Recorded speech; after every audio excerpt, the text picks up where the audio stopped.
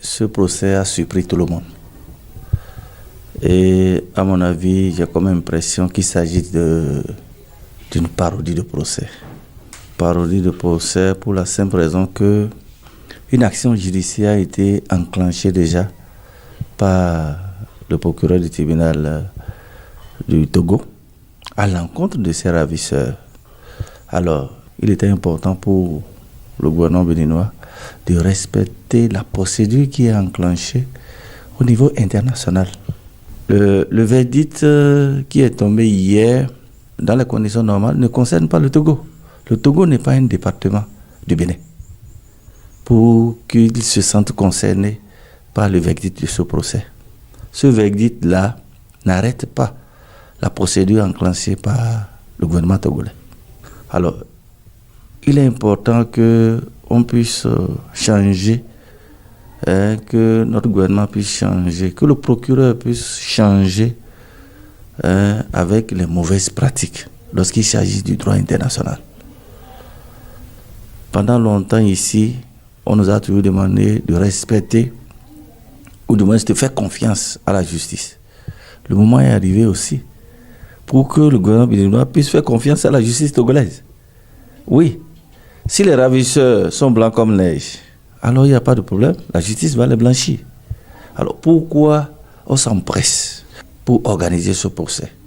Je crois que ça a un vilain dessein certainement pour pouvoir soit embrouiller la procédure qui est déjà enclenchée ou alors blanchir un certain nombre de personnes, blanchir des crimes, ce qui n'est pas bon pour un État. Oui, ce qui n'est pas bon pour un État. Et c'est ce que nous regrettons tout le temps. Pour moi, je suis très désolé, je regrette. Oui, et je suis très gêné de voir mon pays se comporter de la sorte. Et je pense que pour l'appareil judiciaire, ce n'est pas une bonne chose. On a l'impression que la justice n'est pas libre et qu'elle est manipulée. Pour des crimes crapuleux que les gens commettent, il est de bon ton que les gens répondent. Parce que ce que nous voulons dans cette affaire-là, c'est la vérité. Nous voulons savoir exactement ce qui s'est passé.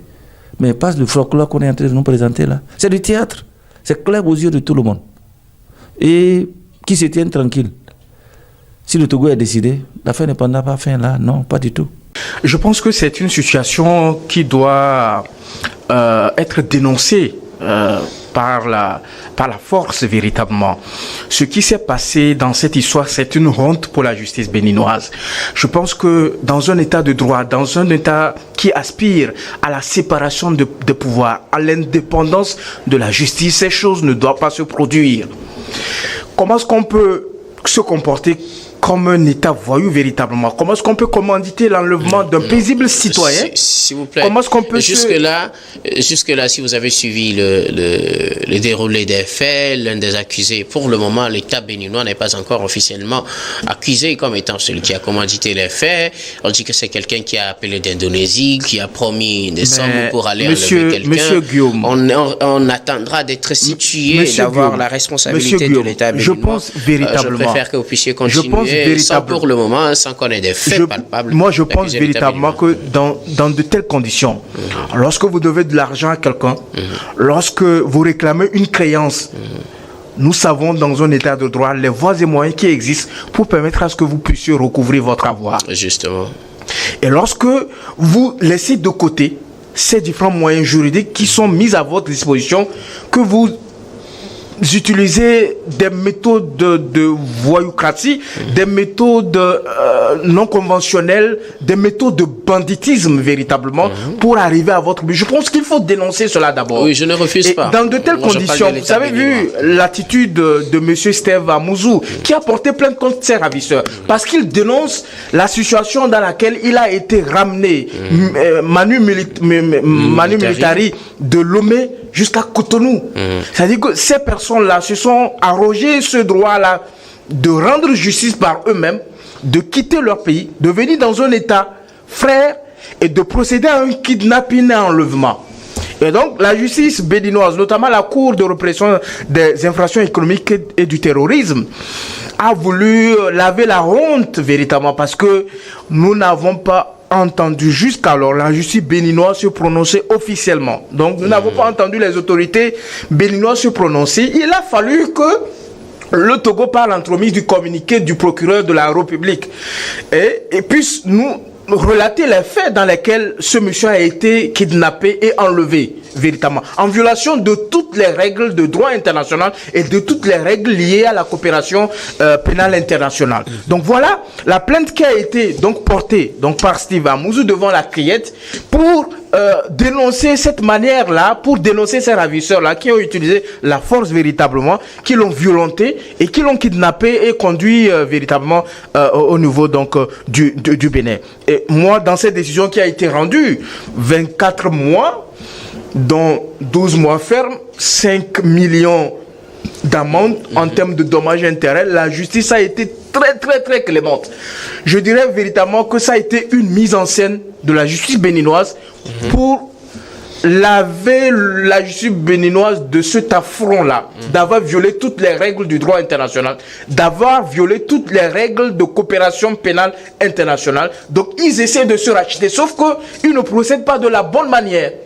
Ils ne procèdent pas de la bonne manière parce que les conditions d'arrestation du sieur Steve Amouzou ne sont pas passées dans de bonnes conditions, ne sont pas passées dans le respect donc du principe constitutionnel qui est la présomption d'innocence, ne se sont pas passées dans les conditions de respect des règles de procédure civile véritablement. Donc en réalité, lorsque la plainte qui a été portée par Steve Amouzou contre ses ravisseurs a été vidée, je pense que la justice, pour véritablement redorer l'honneur, doit libérer monsieur Steve Amouzou.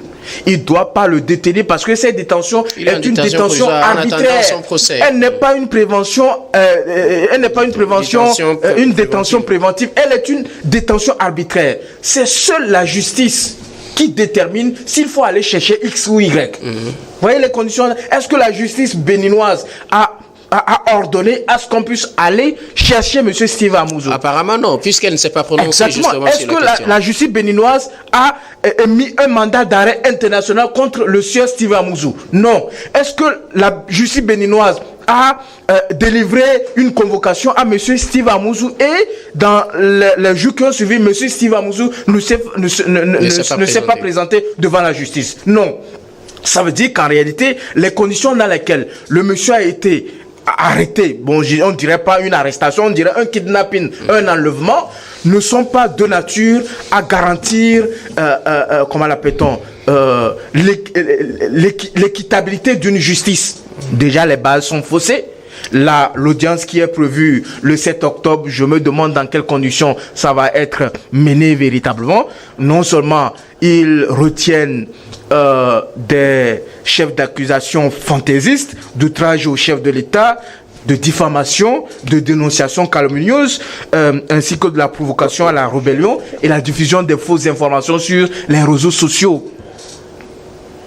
Moi, je comprends pas véritablement qu'est-ce qu'il reproche véritablement. Le juge, il s'est assis dans son bureau, il a pondu ces infractions-là, et ces chefs d'accusation, il a notifié véritablement. Je pense vivement, le 7 octobre, nous attendons le conseil de M. Steve Amouzou sur non seulement le respect de la forme, parce que dans une procédure judiciaire, il y a deux aspects à respecter, la forme et le fond. Si la forme qui doit pouvoir être réuni, qui doit pouvoir être respecté, n'est pas respecté, je pense que ça ne permet pas d'écouter le présumé auteur donc de tout ce qu'on l'accuse. On ne peut pas l'écouter à fond et ce serait de son droit de ne pas véritablement se prononcer. Et je pense que les deux personnes qui ont été condamnées à 24 mois de prison, dont 18 mois ferme, c'est une clémence de la justice. 5 millions d'amende pour dommages et intérêts, c'est une clémence.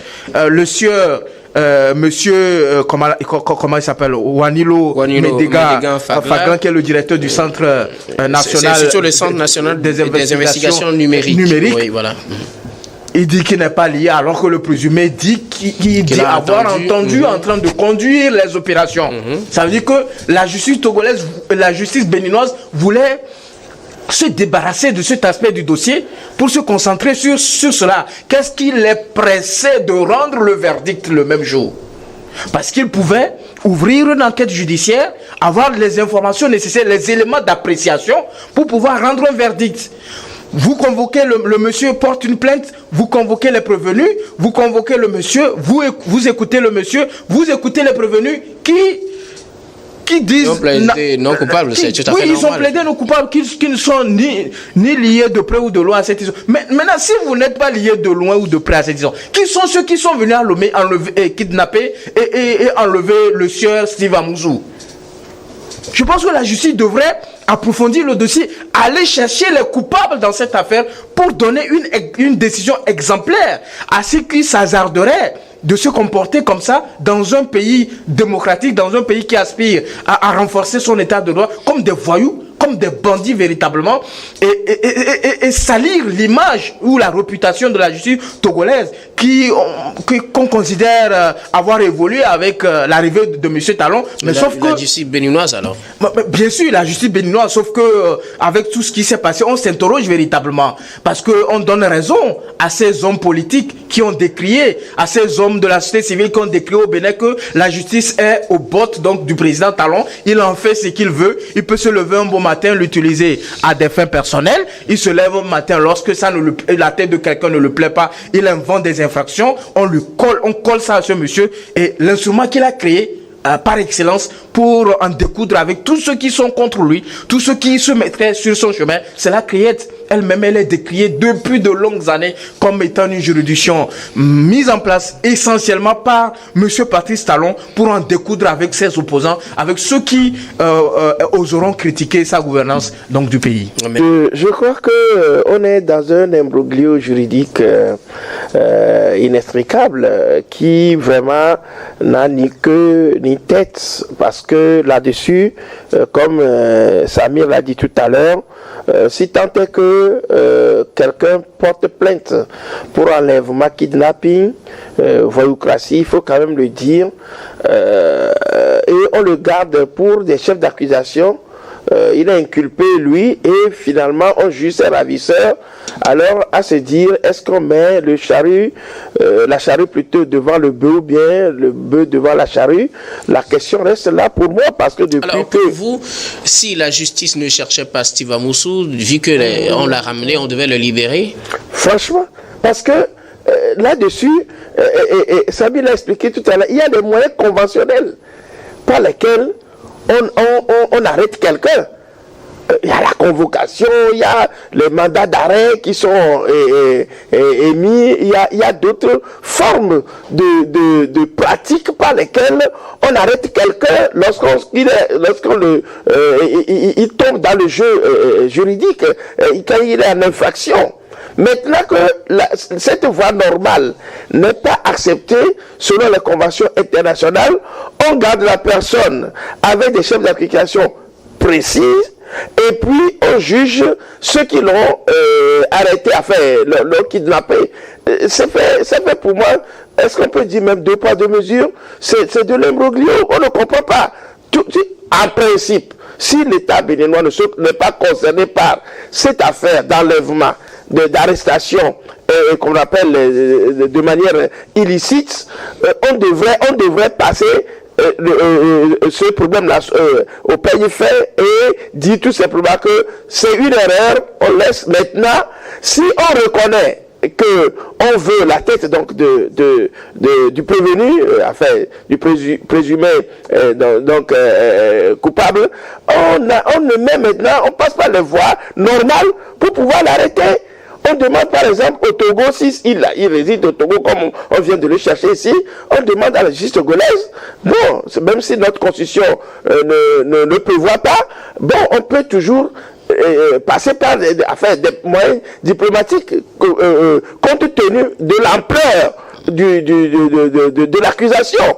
Maintenant que la personne porte plainte parce qu'il a été enlevé illicitement, donc derrière, on le cherchait. Si c'est ça, donc pour moi, tout est vicié.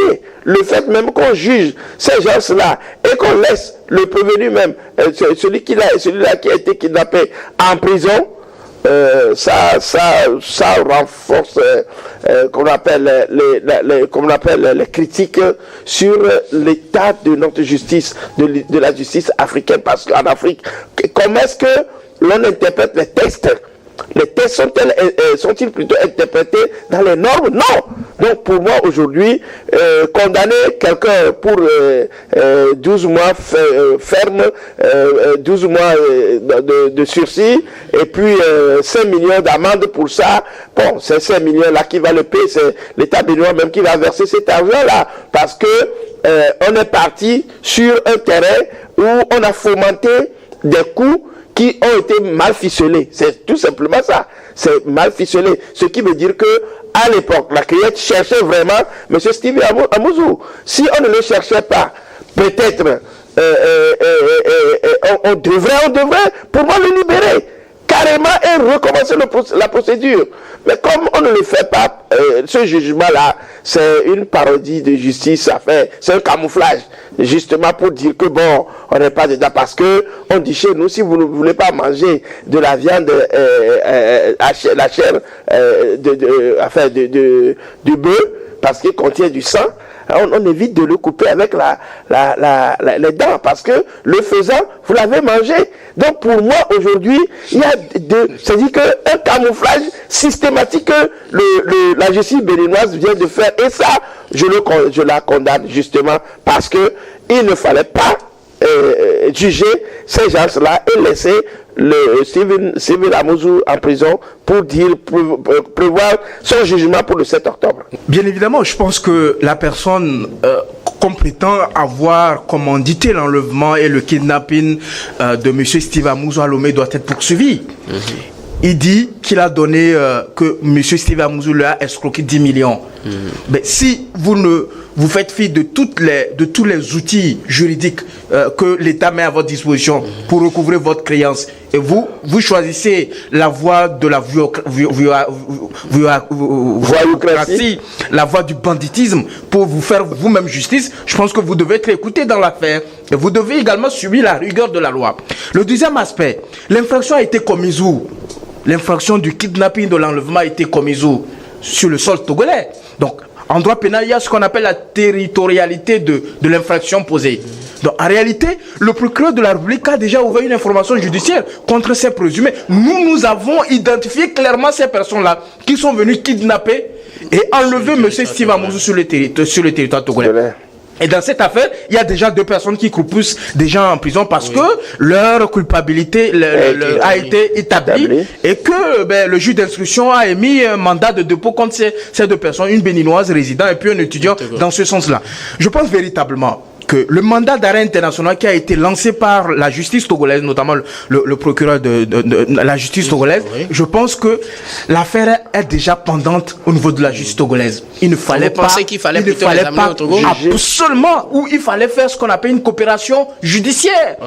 Puisque M. Steve Amouzou, c'est un béninois. Donc, la coopération judiciaire aurait permis à ce que la justice togolaise donne l'autorisation à la justice béninoise de juger M. Steve Amouzou. Parce que il est béninois, donc il peut également, avec les arrangements des 2 justices, être jugé. Sauf que la justice le mandat a été lancé contre ces ravisseurs. Absolument, parce que nous la justice togolaise les a identifiés. Le SRIC a mené des enquêtes et a permis de les identifier clairement. Donc nous savons ceux qui sont venus commettre cette forfaiture-là. Donc ça veut dire que dans en l'état actuel des choses, on sent la non-coopération de la justice béninoise. La justice béninoise ne veut pas coopérer dans cette histoire-là et ils veulent camoufler l'affaire parce qu'en réalité, ceux qui sont derrière le kidnapping et l'enlèvement, c'est les autorités béninoises. Donc, il fallait trouver ce qu'on appelle des boucs émissaires. Donc, les boucs émissaires aujourd'hui, c'est les 2 là qui ont été reconnus coupables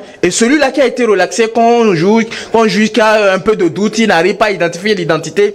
Quoi qu'on dise, je pense que nos pays ne méritent pas ces pratiques-là anti-légales, ces pratiques-là d'ancien temps, véritablement. Nous devons faire en sorte que nos justices soient des justices modèles. Nous devons, ces hommes de justice, ces hommes qui contribuent donc au rétablissement donc de la vérité, doivent faire en sorte que ils puissent incarner la vérité, l'intégrité, qu'ils puissent respecter les règles que nous nous dotons véritablement. Et cette situation, non seulement n'honore pas la justice béninoise, mais vient encore renforcer ce malentendu, cette incompréhension qui existe depuis quelque temps entre le Bénin et le Togo. Merci beaucoup.